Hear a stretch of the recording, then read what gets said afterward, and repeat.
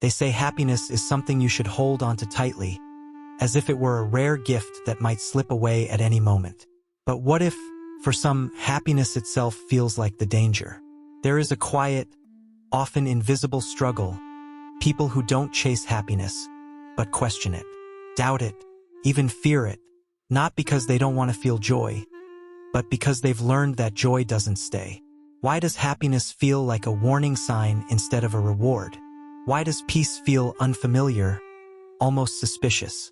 This is the silent conflict of those who struggle to trust happiness, and the deeper truths hidden beneath it. Let's begin.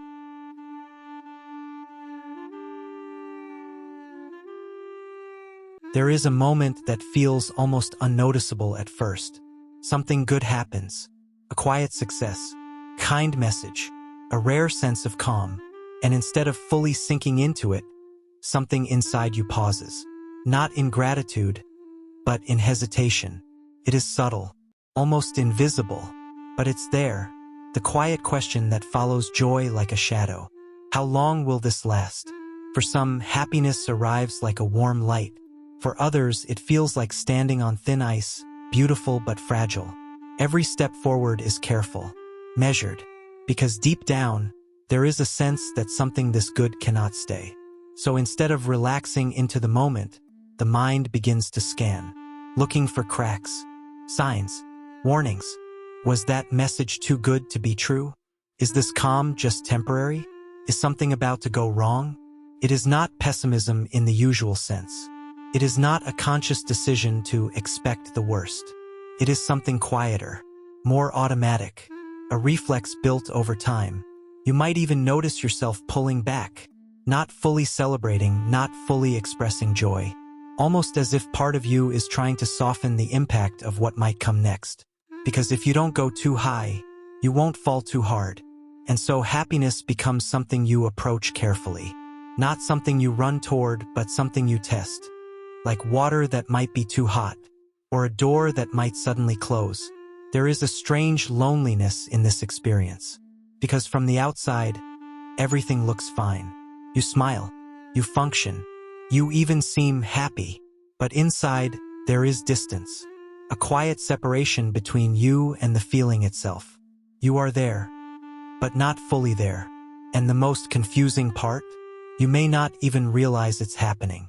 It just feels normal, to hesitate, to question, to stay slightly guarded, even in moments that are meant to feel safe. But what if this hesitation isn't who you are, but something you learned? What if this distance from happiness is not a flaw, but a pattern? A pattern that began somewhere deeper, long before this moment, long before the hesitation. There was a moment, or perhaps many moments, times when happiness arrived, quietly and unexpectedly, only to be followed by something that took it away. A friendship that once felt safe, then slowly changed. A period of peace, interrupted by sudden chaos. A moment of joy that didn't last as long as it should have.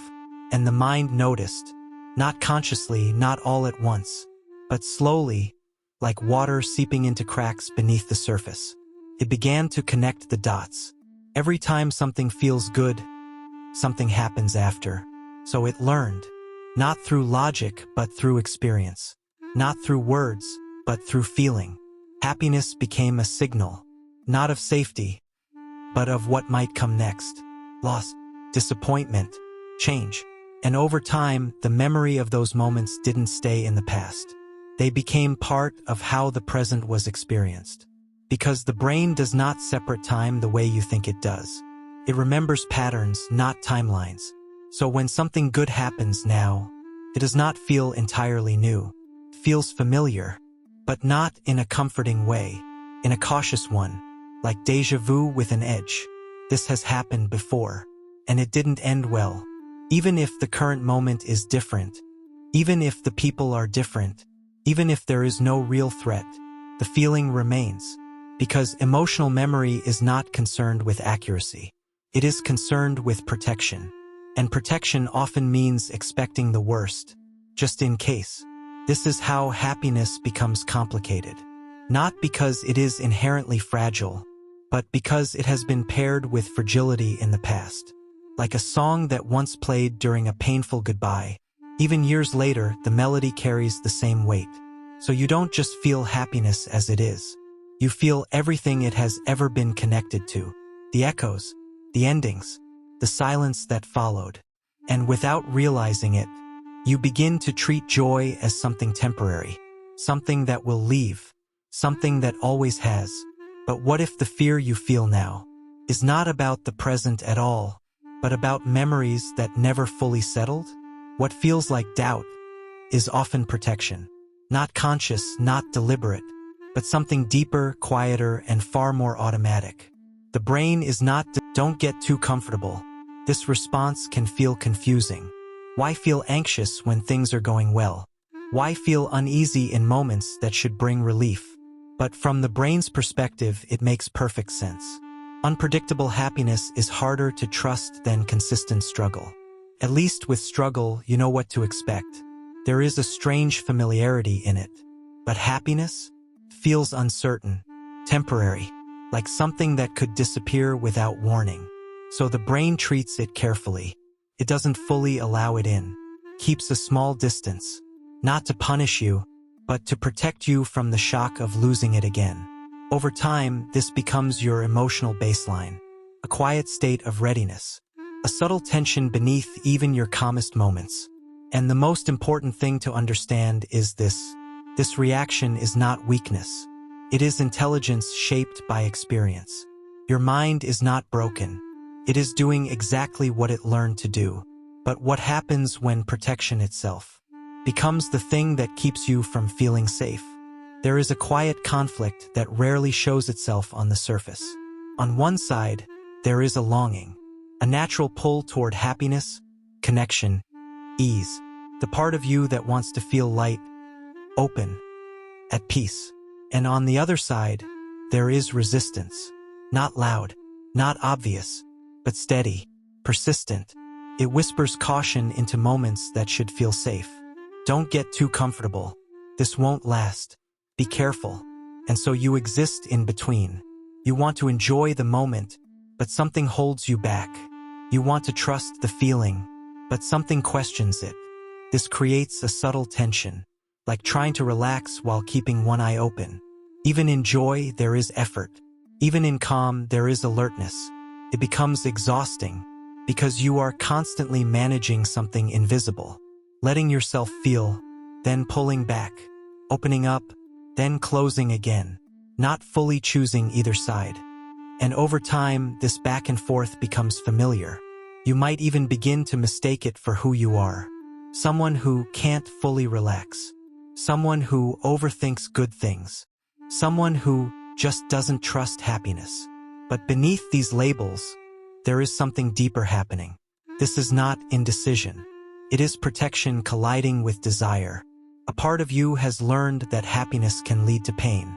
Another part of you still hopes that maybe this time it won't. And neither side is wrong.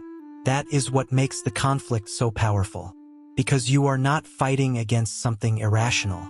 You are holding two truths at once. I want this, but I'm afraid of what it might become. So you stay in the middle, not fully embracing, not fully rejecting, just hovering. And in that space, something important gets lost. The ability to be present. Because presence requires trust.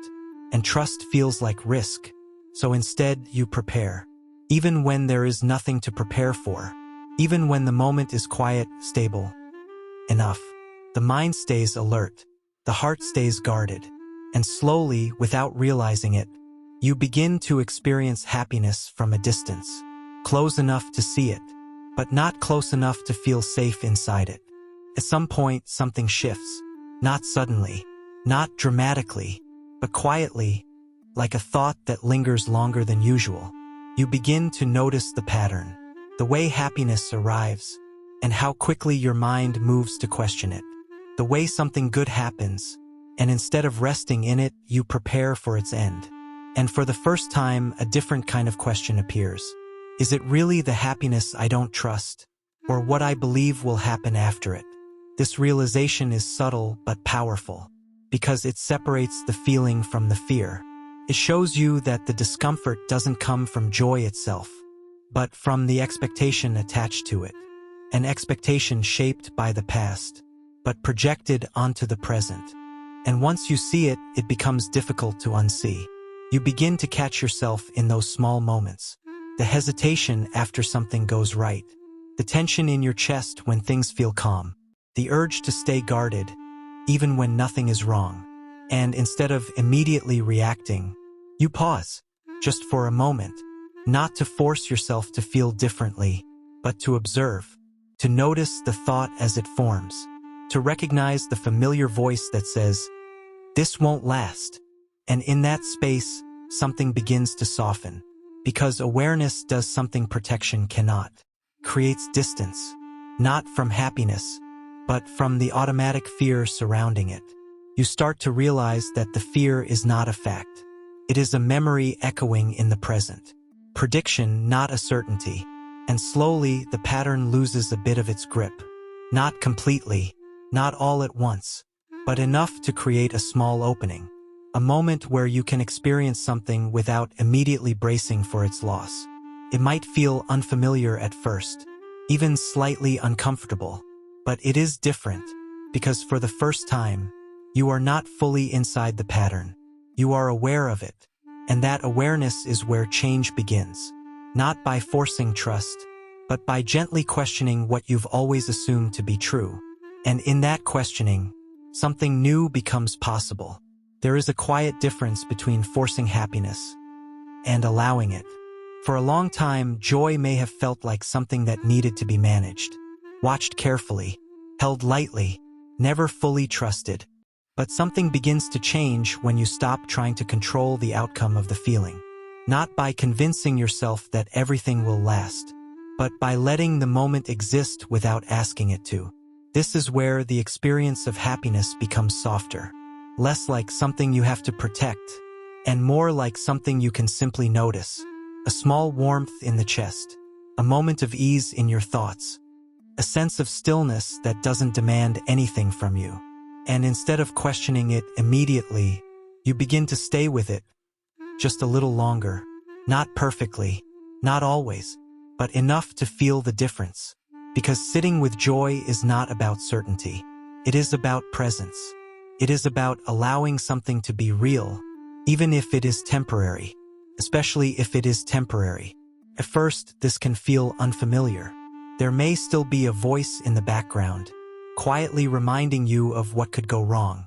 But now, that voice is not the only thing you hear.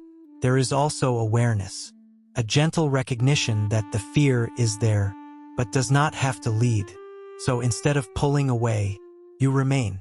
You let the moment unfold without trying to predict its ending. And in doing so, something begins to shift inside you. Not dramatically, not all at once, but gradually.